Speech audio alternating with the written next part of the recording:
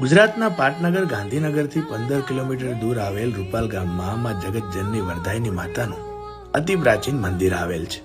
માં વરદાયની એટલે નવદુર્ગાનું બીજું સ્વરૂપ માં બ્રહ્મચારીણી. કહેવાય છે કે માતાજીએ આ જ સ્થાનેથી પાંડવોને મહાભારતના યુદ્ધમાં વિજય થવાનું વરદાન આપ્યું હતું અને અજ્ઞાતવાસ દરમિયાન એમના શસ્ત્રો પણ પાંડવોએ આ વરખડીના ઝાડ નીચે હંતાડ્યા હતા. હાલ પણ અર્જુન અને દ્રૌપદીનું મંદિર અહીંયા આવેલ છે. મહાભારતના વિજય પછી પાંડવોએ અહીં આવીને આસો સુદ નોમના દિવસે 5 દીવાનો પલ્લીરથ બનાવ્યો અને માતાજીનો આભાર વ્યક્ત કર્યો. તે સમયથી આ પલ્લી યાત્રા અહીંયા નીકળે છે. આ પલ્લી યાત્રામાં હજારો મણ ઘીનો મહાભિષેક કરવામાં આવે છે, જેનો લાવો લેવા દેશ વિદેશથી ભક્તો આવે છે.